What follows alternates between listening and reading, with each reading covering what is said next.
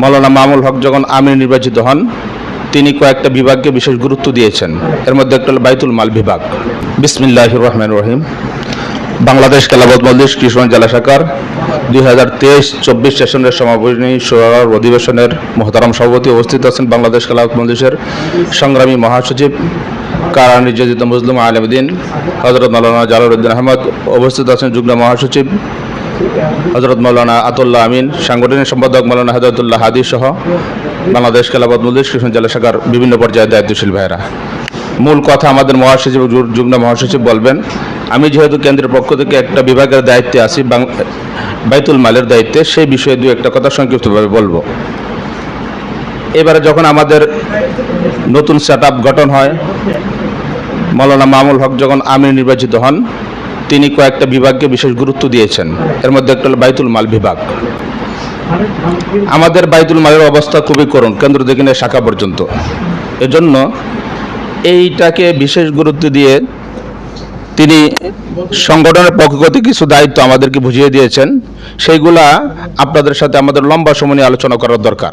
বাকি সংক্ষিপ্তভাবে 1-2 মিনিটে আমি আপনাদেরকে একটু আইডিয়া বা এই ব্যাপারে একটু ধারণা দেওয়ার চেষ্টা করব, আর বিস্তারিত আলোচনা ইনশাল্লাহ আমরা প্রশিক্ষণ নির্দিষ্ট করব।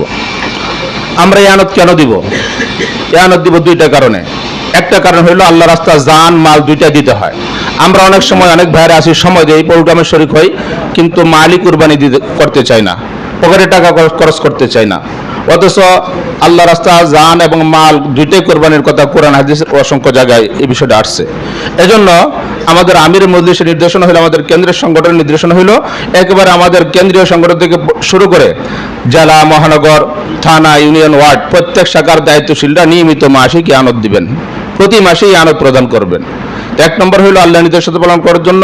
2 নম্বর বিষয় হলো আমাদের কিশোরগঞ্জ জেলা আসলে কতজন জনশক্তি আছে, এটা আমরা যদি জিজ্ঞাসা করি অনেকেই অনেক রকমের উত্তর দিবেন, সঠিক হিসেবে আমরা কেউ দিতে পারবো না।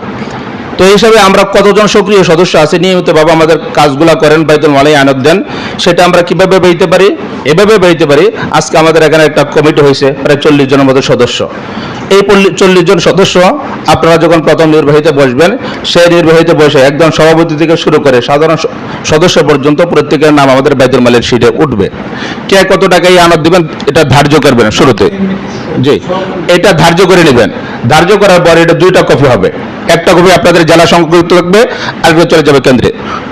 ঠিক এই কাজটা আপনারা উপজেলা যাবেন, উপজেলা গিয়ে বসে উপজেলার প্রত্যেকটা নির্বাহী সদস্যের বাইতুল মালে আনত ধার্য করবেন।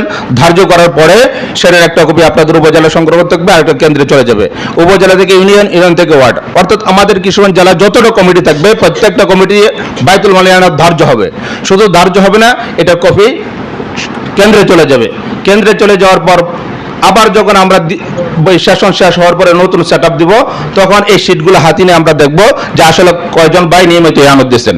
আর আমরা এই শীট দ্বারা বুঝতে পারবো কেন্দ্রে যখন এইগুলা যাবে যে কিশোরগঞ্জ জেলাতে আসলে কতটা কমিটি আছে, জেলা থেকে শুরু করে ওয়ার্ড পর্যন্ত, এবং এই কমিটির মধ্যে কতজন সদস্য আছে সক্রিয়, নিয়মিত বাইতুল মালে আনত দেন এবং সকল কাজ করেন। 1 নম্বরে জানে মালিক করবেন হবে। 2 নম্বরে মানে প্রকৃতপক্ষে সংগঠনকে মহব্বত করেন, ভালোবাসেন কতজন সদস্য আছে, সেটা আমরা এই কাজের মাধ্যমে নির্ণয় করতে পারবো। তো আমি এই কথাটা বললাম, আমি শীট দিয়ে যাচ্ছি। এই কাজটা আপনারা জেলা নির্বাহীতে বসে প্রথম শুরু করবেন এবং এভাবে আস্তে আস্তে ধাপে ধাপে ওয়ার্ড পর্যন্ত কাজটা যাবে।